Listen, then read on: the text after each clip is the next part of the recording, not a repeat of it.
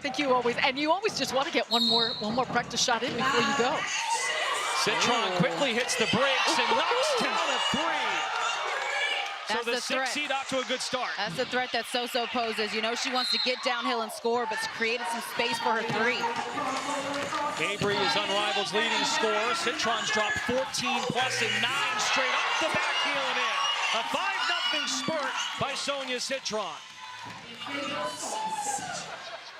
Guys, I spoke with Natisha Heidemann, Sonia's teammate on the Hive. She told me the key to the game for So-So is to be herself, stay calm, cool, and collected.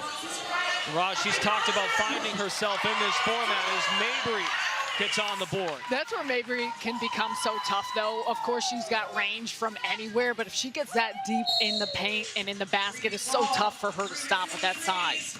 After a 5-0 lead established by Citron, Mabrey absorbs contact and will get one free throw worth 2. Winning score is 11 points. This is an area of Marina's game that she's been working on this season, of posting up smaller guards, trying to make sure she's patient and getting an angle to finish in the paint. You cannot leave free throws, though, on the floor. You want to make those in this type of game. She's only missed 3 all regular season. Citron from way deep, cleared by Mabrey, escapes to the corner and drills it. Tied at 5. Knew exactly where she was going and getting to the weak side corner, so Citron had a lot of ground to try and cover. The winner of this matchup draws the Howard Burrell winner in the second round. That's later tonight here on True TV. Mabrey off the mark that time. It's a $300,000 prize pool. The champion wins $200,000. We crown the one on Saturday night. Costly turnover there. So-So didn't get it to the Sprite circle. And a half-court three by Mabrey. Nails it. 5-0 run, 8-0 run. And suddenly the momentum is with Mabrey. You know that's what she wants to shoot every single time. She's trying to create for her three. She had it going on in Philly. How about here in Miami? Just grazes the iron. Wants to work hard on the O board. No need to clear on an offensive rebound since she maintained possession. Now Mabrey is 1 point away from a first-round victory. Both of these players are new to one-on-one. Mabrey did not play last year. On the attack, hunts her shot, no whistle, off the fingertips of Citron.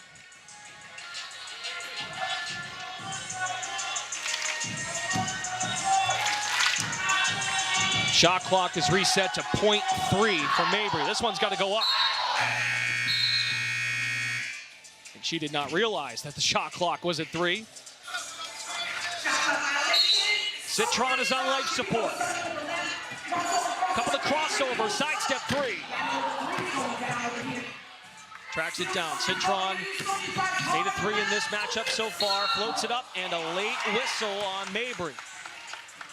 And that's the one thing that can just help not only get you back into this game a little bit closer, but I keep talking about it also allows for a little bit of a breather here for both these players. Each player does have a 30-second timeout in each game of this tournament. Marina Mabrey up 3. Played to a winning score of 11. Citron wraps around Mabrey the stop. Hustles to clear. Left-hand dribble. Marina Mabrey with the left hand. I think that was a little bit of a fatigue shot. Citron for 3. We're tied at 10.